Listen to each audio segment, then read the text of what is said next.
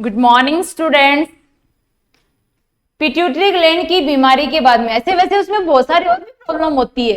कई बार आपने देखा है कि इंसान पैदा होने के बाद उसकी लंबाई नहीं बढ़ पाती है। उम्र तो 20 साल हो गई बट अभी भी वो 5 साल के बच्चे जितना ही है। कई बार देखा है बच्चा 5 साल का है बट उसकी लंबाई इतनी बढ़ गई जैसे 15 साल के बच्चे की हो गई हो। अरे ड्वार्फिज्म नाम नहीं सुना? बौनापन, इंसान बौना रह जाता है, इंसान बहुत ज्यादा लंबा हो गया है। ये सारे भी पिट्यूटरी ग्लैंड की ही प्रॉब्लम है। उससे एक हार्मोन निकलता है, कौन सा? Growth hormone. अगर वो ज्यादा निकलेगा तो हाइट बढ़ा देगा बराक ओबामा की तरह, और अगर वहां पे हाइट कम हो गई है किसकी वजह से? ग्रोथ हार्मोन की कमी की वजह से। तो अगर उसने कमी की तो इंसान क्या रह जाएगा? बौना रह जाएगा, छोटा रह जाएगा। समझ में आ रहा है? तो हाइट का बढ़ना और कम होना भी किस पे डिपेंड करता है?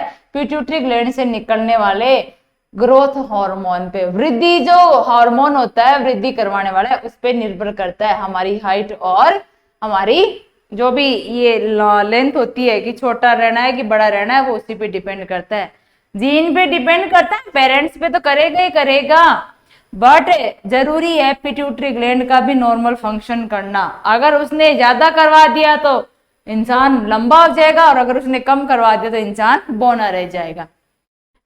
अगर यहाँ हम नेक्स्ट वन बात करेंगे पिट्यूटरी ग्लैंड के बारे में बाद में, तो थायराइड ग्लैंड की बीमारियों के बारे में हम लोग डिस्कस करेंगे। किसके बारे में? थायराइड ग्लैंड से रिलेटेड जितने भी डिसऑर्डर्स होते हैं उनके बारे में। यहाँ पे थायराइड ग्लैंड के बीमारी में पड़ने से पहले आपको ध्यान रखना है इसके हार्मोन कौन कौन से होते हैं। भाई थायराइड ग्लैंड क्या करती है? तीन तरीके के हार्मोन बनाती है। पहला हार्मोन कौन सा? T3, दूसरा T4 और तीसरा कैल्सिटोनिन। अरे ये 3 हार्मोन हैं जो कौन बनाती है? Thyroid gland. T3, T4 और कैल्सिटोनिन, ये हार्मोन किनके द्वारा स्रावित किए जाते हैं? थायराइड ग्लैंड से। बट ये हार्मोन ज्यादा बढ़ने हैं कम बढ़ने हैं वो किस पे निर्भर करेंगे? मैंने बता दिया, हाइपोथैलेमस पे। तो इन सब को जो कंट्रोल करेगा वो कौन सा होता है? TSH। ये TSH कहां से निकलता है? पिट्यूटरी ग्लैंड से। पिट्यूटरी को कौन स्टिमुलेट करता है? हाइपोथैलेमस। हाइपोथैलेमस यहां से क्या निकालेगा? हार्मोन निकालेगा। कौन सा? TRH, thyroid releasing hormone. तो ये पिट्यूटरी ग्लैंड को करेगा। पिट्यूटरी ग्लैंड ने क्या किया? थायराइड स्टिमुलेटिंग हार्मोन को निकाला। इस हार्मोन ने जाके किस पे काम किया? थायराइड ग्लैंड पे, और थायराइड ग्लैंड ने फिर ये तीनों हार्मोन निकाल दिए। पहले हाइपोथैलेमस ने मैसेज दिया, थायराइड TRH हार्मोन निकाला, वो हार्मोन जाएगा पिट्यूटरी ग्लैंड के पास। तो उसको पता चल गया कि भाई जो ये TRH आया वो ये कहना चाहता है कि मैं थायराइड ग्लैंड को स्टिमुलेट करने वाला हार्मोन निकालूं। तो वो क्या करेगी? TSH निकालेगी। वो TSH कहाँ जाएगा? थायराइड ग्लैंड के पास ही जाएगा। वहां जाके उसको मैसेज देगा कि मेरे पास ऊपर से ऑर्डर आया है, आपको क्या करना है? अपने हार्मोन बनाने हैं। समझ में आया? तो ये तो हो गया हार्मोन बनाने की। वहीं अगर ये मैसेज उसको बार बार मिलेगा तो हार्मोन ज्यादा बनाएगी तो क्या हो गया? हाइपर सिक्रीशन, मतलब अतिस्राव। अब अगर मैसेज मिलेगा कि भाई आपको क्या करना है? अपने सिक्रीशन कम करने हैं, तो हाइपोथैलेमस फिर से क्या करेगा? इनहिबिट करने वाले, कमी करने वाले हार्मोन बनाएगा। फिर वो पिट्यूटरी के पास जाएगा। पिट्यूटरी क्या करेगी? उसको वापस वो इनहिबिटरी हार्मोन बनाने के लिए कहेगी। किसको? थायराइड ग्लैंड को। थायराइड ग्लैंड वापस क्या करेगी? अपने हार्मोन को फिर क्या कर देगी? कम कर देगी। समझ में आया आप लोगों को? Is that clear? तो बढ़ाने वाला स्टिमुलेटरी और कम होने वाला इनहिबिटरी, ये 2 तरीके की चीजें होती है। इनहिबिट का मतलब होता है किसी चीज को कम करवाना, और स्टिमुलेट का मतलब किसी चीज को बढ़ावा देना। तो ये किस पे निर्भर करेगा? हाइपोथैलेमस पे। और TSH हार्मोन जो पिट्यूटरी ग्लैंड से निकलता है वो क्या करता है? इनका बैलेंस बनाना है। कम ज्यादा जो भी है तब इसी पे ही निर्भर करेगा। ये थायराइड ग्लैंड के 3 हार्मोन है। अब अगर इनकी बीमारियों के बारे में पढ़ेंगे, आपको सबको पता है आपके गले में थायराइड ग्लैंड है, किसी किसी को देखा होगा। एक रोग होता है गोइटर, घेंगा रोग, नाम सुना है ना, जिसमें थायराइड ग्लैंड बाहर लटक जाती है। समझ में आया? एडवर्टाइज देखते थे ना पहले, डीडी नेशनल पे आता था, आयोडीन युक्त नमक की कमी से क्या होता है, घेंगा रोग होता है, गोइटर होता है। तो क्या खाना चाहिए, आयोडीन युक्त नमक का उपयोग करना चाहिए। पहले आता था ना ये, वो इसलिए आता था अगर इसकी कमी हो जाती है तो ये तो अपनी क्या है भाई, नॉर्मल थायराइड है, ये तो नॉर्मल थायराइड है। बट ये देखो गोइटर, यहाँ पे क्या हो गया, थायराइड ग्लैंड है, उसने अपना साइज बढ़ा लिया, साइज बढ़ा के क्या कर दिया, गोइटर और घेंगा रोग। समझ में आ रहा है? ये घेंगा रोग क्या है, थायराइड ग्लैंड की बीमारी है, जिसमें थायराइड ग्लैंड क्या हो गई, साइज में बढ़ गई। समझ में आया आप लोगों को? साइज में क्या हो गई, बढ़ गई। एक नॉर्मल तरीका बताया। अब यहाँ जो फर्स्ट बीमारी है वो पढ़ेंगे हम लोग, क्या, हाइपोथायरॉयडिज्म। अरे मैंने बता दिया था हार्मोन कौन कौन से, T3, T4 और कैल्सिटोनिन। अगर ज्यादा है तो हाइपर और कम है तो हाइपो। यहाँ पे क्या लिखा पड़ा है, हाइपोथायरॉयडिज्म, मतलब थायराइड ग्लैंड से निकलने वाले हार्मोन्स में क्या आ गई, कमी आ गई। समझ में आया आप लोगों को? थायराइड ग्लैंड से निकलने वाले हार्मोन्स के अंदर क्या आ गई है, कमी आ गई है। उसी को आप क्या बोलते हो, हाइपोथायरॉयडिज्म। डेफिनेशन देखना, थायराइड ग्लैंड द्वारा निकलने वाले जो भी हार्मोन थे उनका सामान्य रूप से कम मात्रा में सिक्रीशन होना क्या कहलाता है, हाइपोथायरॉयडिज्म। अगर थायराइड ग्लैंड से जो निकलने वाले हार्मोन हैं अगर वो मात्रा में कम निकलेंगे तो उसी को आप क्या बोलते हो, हाइपोथायरॉयडिज्म। थायराइड ग्लैंड द्वारा स्रावित होने वाले हार्मोन हमारे शरीर की बेसिक मेटाबॉलिक रेट, अरे जो भी पाचन क्रिया से रिलेटेड चीजें होती है उनमें अहम भूमिका निभाते हैं।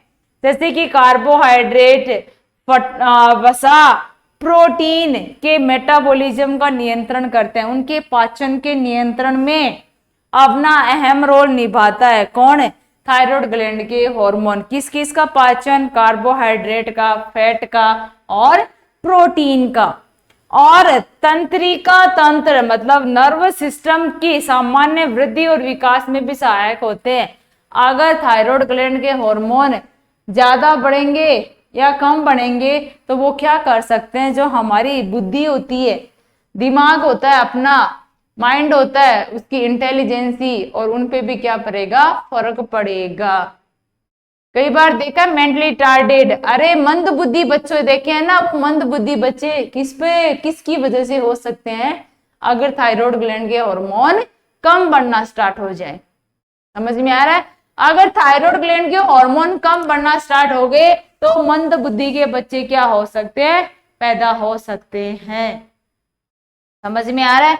इसीलिए जब लेडी गर्भवती होती है तो उसको बोला जाता है भाई नमक खा, पर कौन सा, आयोडीन वाला। समझ में आया आप लोगों को? ये हाइपोथायरॉयडिज्म वाली स्थिति बॉडी के सभी जो सामान्य कार्य होते हैं उनके प्रभावित हो जाते हैं। हमारे शरीर के जो भी सामान्य कार्य होते हैं हाइपोथायरॉयडिज्म की वजह से प्रभावित होते हैं और वो क्या होंगे, ठीक तरीके से काम नहीं कर पाएंगे। मेटाबॉलिज्म, पाचन क्रिया के अंदर कार्बोहाइड्रेट, फैट और प्रोटीन का प्रॉपर तरीके से पाचन नहीं हो पाएगा, मेटाबॉलिज्म नहीं हो पाएगा। दूसरा, जो हमारा ब्रेन है उसकी इंटेलिजेंसी पावर, लर्निंग पावर, ये सारी क्या हो जाएंगी, कम हो जाएंगी। ना वो सीख पाता है, ना वो पढ़ पाता है, ना वो सुन पाता है। हर एक चीज मतलब इंसान क्या होगा, मंद बुद्धि वाला हो जाएगा, उसकी दिमागी हालत क्या हो जाएगी, कमजोर हो जाएगी। पढ़ने में, लिखने में, सोचने और समझने में सभी तरह से वो क्या हो जाता है, कमजोर हो जाता है। किसकी वजह से? अगर थायराइड ग्लैंड के हार्मोन क्या हो जाए, कम हो जाए तो। Is that clear? ये चीज आपको समझ में आई?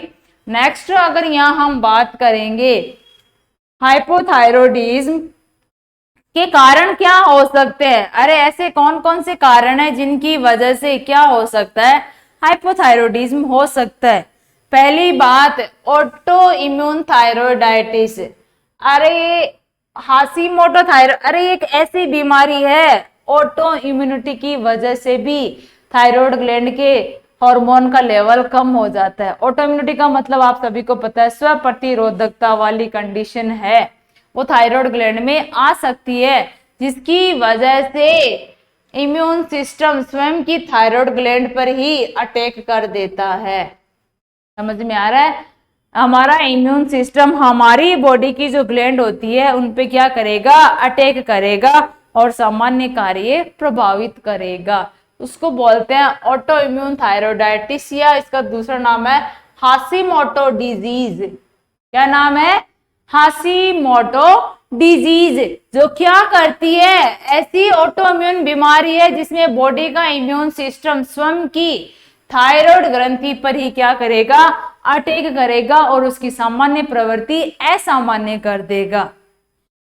दूसरा क्या है ऑटो इम्यून के बाद में, क्रिटिनिज्म। ये भी थायराइड ग्लैंड में जन्मजात की विकृति थी, कंजेनाइटल डिफेक्ट है, वो मौजूद था किसके अंदर, थायराइड ग्लैंड के अंदर। जन्मजात बीमारी है थायराइड ग्लैंड की, उसकी वजह से भी क्या हो सकता है, थायराइड ग्लैंड के अंदर हार्मोन की कमी आ सकती है। अगर आपने आयोडीन कम लिया है, क्योंकि आयोडीन का काम क्या होता है, थायराइड ग्लैंड के हार्मोन बनाना।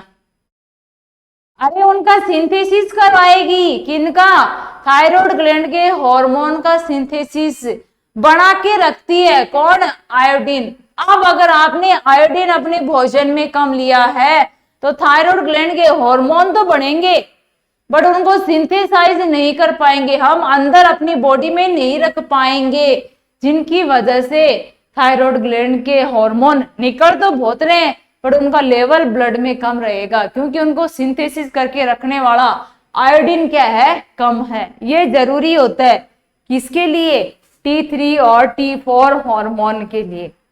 अगर इसकी कमी है तो ये शरीर में कितना ही हो, ये एब्जॉर्ब होके नहीं रहेंगे। समझ में आया?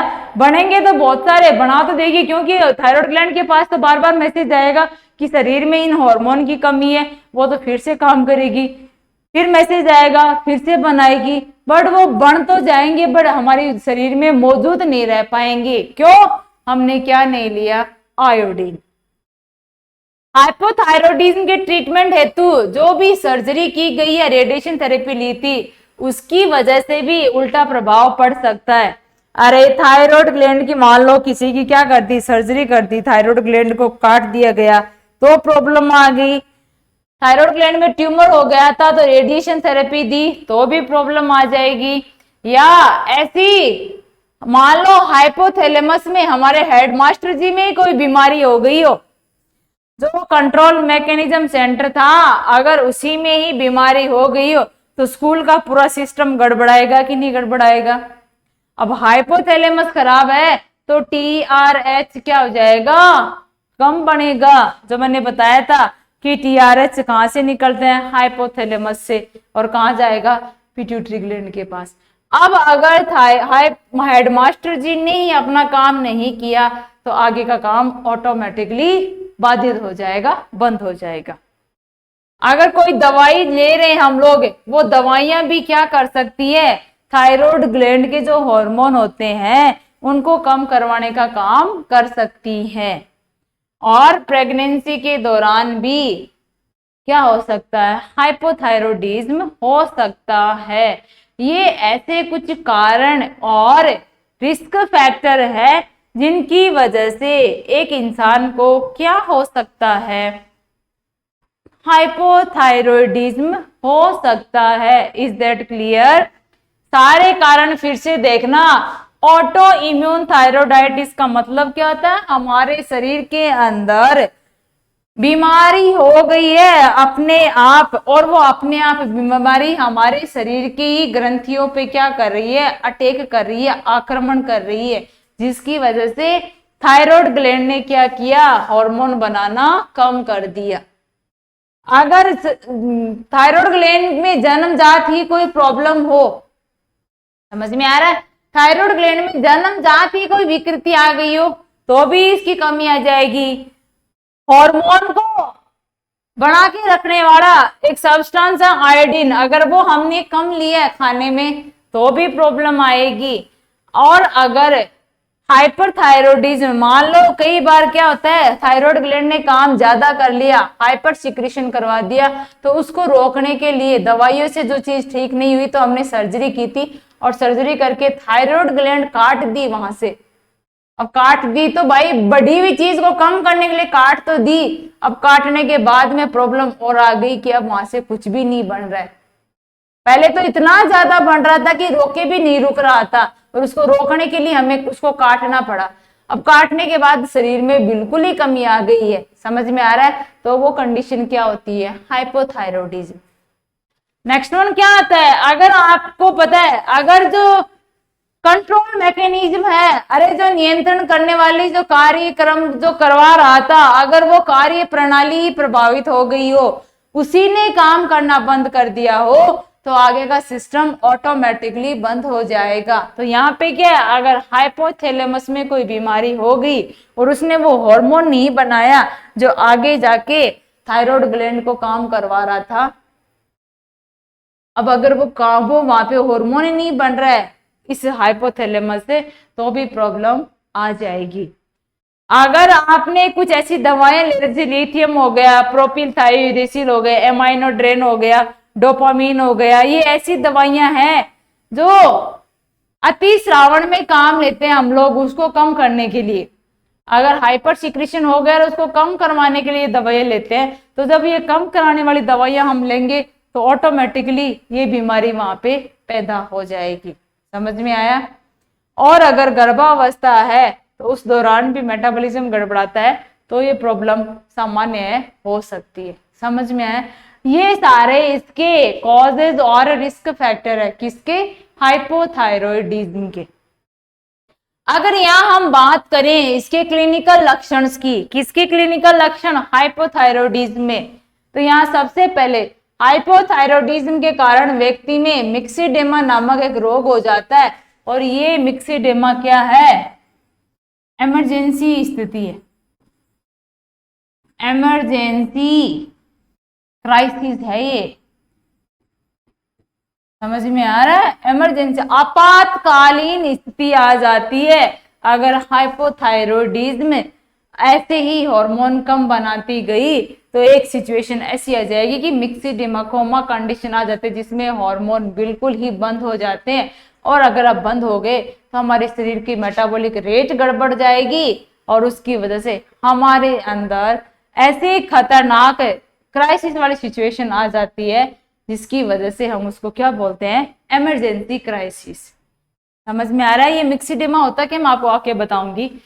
थायराइड ग्लैंड के हाइपोसिक्रेशन में निम्न लक्षण उत्पन्न होते हैं, जैसे वजन बढ़ जाएगा, क्योंकि मेटाबॉलिज्म नहीं हो पाएगा तो ऑटोमेटिकली वजन ही बढ़ेगा। मेटाबॉलिज्म जरूरी है, कार्बोहाइड्रेट और फैट का मेटाबॉलिज्म नहीं हुआ, छोटे टुकड़ों में अगर वो नहीं टूटी तो हमारे शरीर में जमने लग जाएंगी और हम चारों तरफ से फैलते जाएंगे। छोटे छोटे टुकड़ों में टूट के हमारे शरीर में एक दूसरी जगह पे जाके डिपॉजिट होना ही मेटाबॉलिज्म होता है। अरे बड़े पार्टिकल्स का छोटे पार्टिकल्स में टूटना ही मेटाबॉलिज्म होता है। यहाँ जैसा लिया था वैसा का वैसा ही हमारे शरीर में पड़ा है, उसका मेटाबॉलिज्म नहीं हो रहा है, तो वो तो शरीर का वजन ही बढ़ाएगा। भूख कम हो जाएगी क्योंकि ऑलरेडी हमें ये लगेगा शरीर में सब कुछ भरा पड़ा है। नोजिया, वॉमिटिंग, जी मिचलाएगा, उसको उल्टी वगैरह होगी, कब्जी रहेगी, क्योंकि मेटाबॉलिज्म नहीं हो रहा है।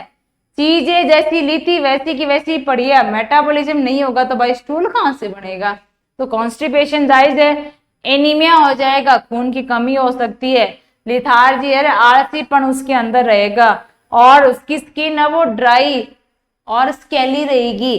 क्या रहेगी, ड्राई और स्केली रहेगी। और एक सिम्टम आता है उसका कॉल्ड इंटॉलरेंस।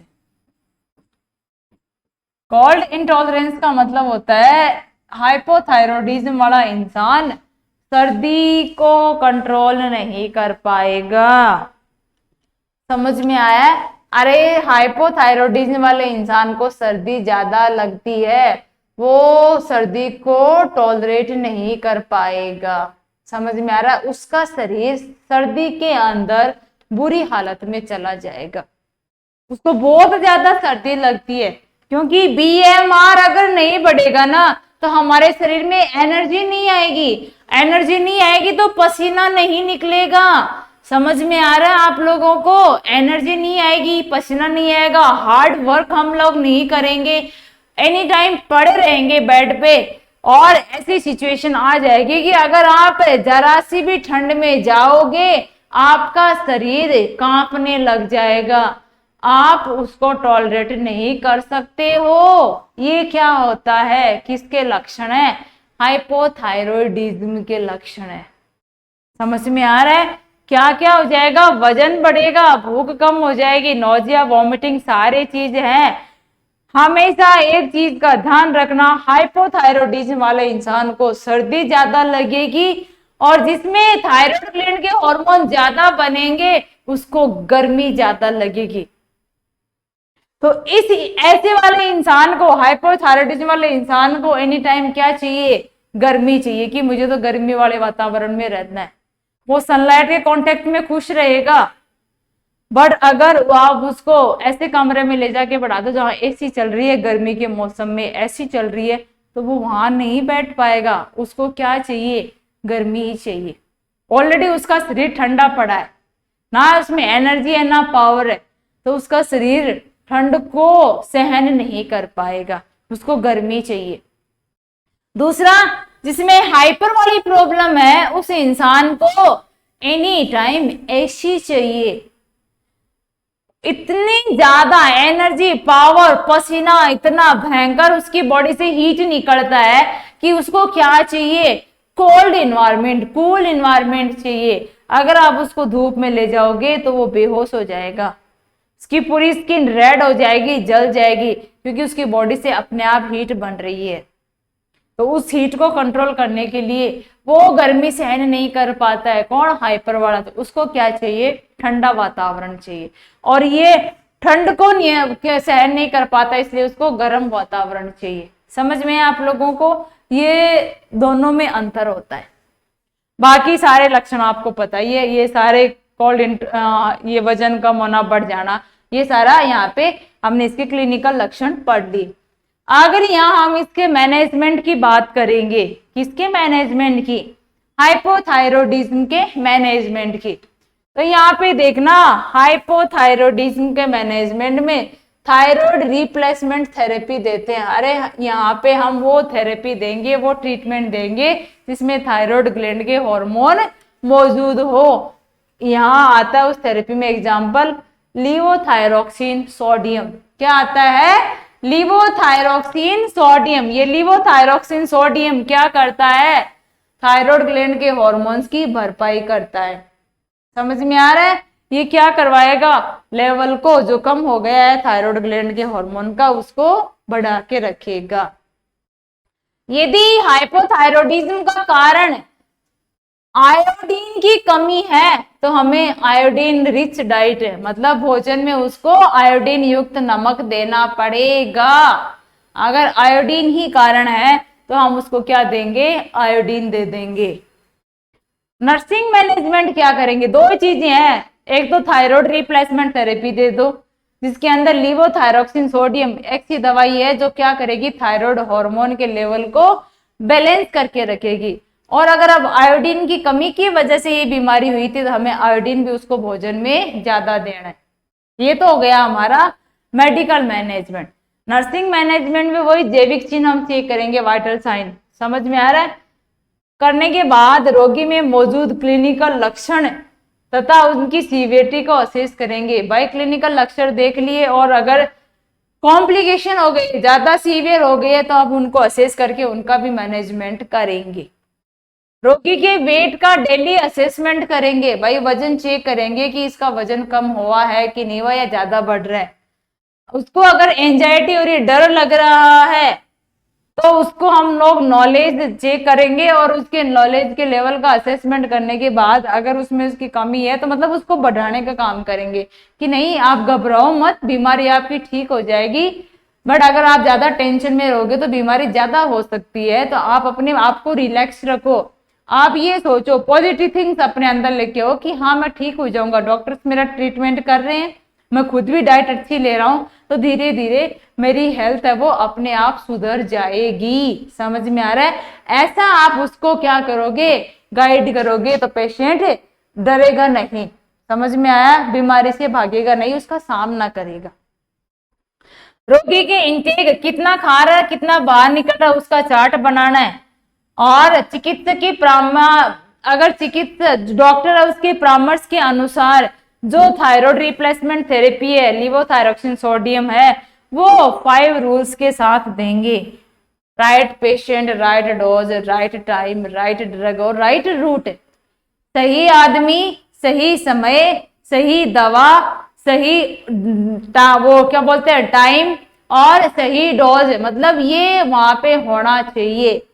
5 रूल के अकॉर्डिंग डॉक्टर ने जो दवाई दी है उस दवाई को आपको क्या करना है, उस पेशेंट को देना है। ये क्या हो गया? Thyroid replacement therapy, iodine therapy, nursing therapy, सारा किसका मैनेजमेंट? हाइपोथायरोडिज्म का मैनेजमेंट। समझ में आया? अब इसके अंदर हमने क्लिनिकल लक्षण में पढ़ा था कि जो थायराइड ग्लैंड होती है उस थायराइड ग्लैंड के अंदर कमी की वजह से एक डिसऑर्डर और बन जाता है, और वो डिसऑर्डर क्या होता है? मिक्सेडेमा। स्टार्टिंग में मैंने बताया था कि एक ऐसी इमरजेंसी है, मेडिकल इमरजेंसी है, जो किसकी वजह से होगी?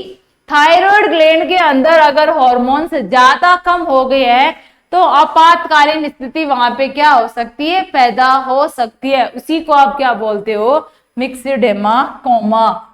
क्या बोला जाता है? मिक्सेडेमा कोमा। ये लंबे समय तक थायराइड ग्लैंड के कम सिक्रीशन के कारण उत्पन्न होने वाली लाइफ थ्रेटनिंग कंडीशन है। अरे हमारे जीवन के अंदर हमारे जीवन को खतरा पहुंचाने वाली ऐसी स्थिति है जो कब डेवलप होती है? अगर थायराइड ग्लैंड में लंबे समय तक सिक्रेशन क्या हो जाए? कम हो जाए। लाइफ थ्रेटनिंग का मतलब होता है भाई मरने और जीने की नौबत आ जाती है। समझ में आ रहा? दोनों सिचुएशन, इंसान जिंदा भी रह सकता है और मर भी सकता है, ऐसी स्थिति उत्पन्न हो जाती है। कौन सी? मिक्सेडेमा कोमा। किसकी वजह से? अगर थायराइड ग्लैंड की सिक्रीशन है वो लंबे समय तक कम हो जाए तो। ये एक रेयर, मतलब बहुत ही कम बट बहुत सीरियस प्रॉब्लम है। इसमें बीएमआर के कम हो जाने के कारण शरीर के सभी तंत्र प्रभावित हो जाते हैं। अगर बीएमआर कम हो गया तो शरीर के पूरे सिस्टम क्या हो जाएंगे?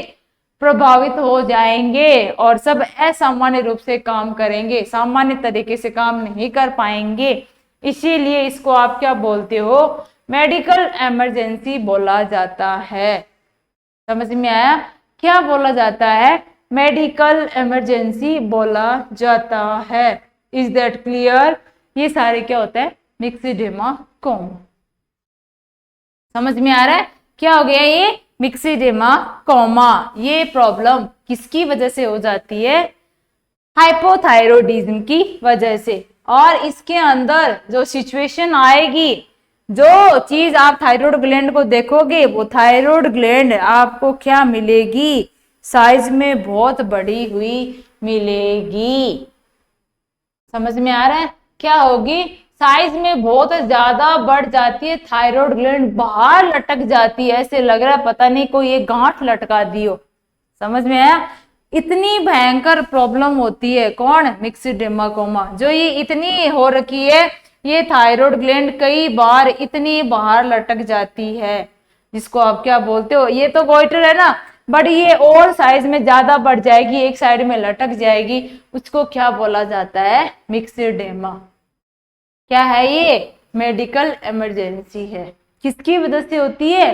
थायराइड ग्लैंड के हार्मोन की कमी की वजह से। अगर लगातार काफी समय तक हार्मोन में कमी आ जाए तो ये क्या करेगी? मिक्सेडेमा कॉज कर देगी, और ये मिक्सेडेमा शरीर के जितने भी सिस्टम है, ऑर्गन है, सबको प्रभावित करेगा। Is that clear? ये क्या हो गया? हाइपोथायरॉयडिज्म। हाइपर को हम नेक्स्ट क्लास के अंदर डिस्कस करेंगे, तब तक आप हाइपोथायरॉयडिज्म को अच्छे से पढ़ो। Thank you all.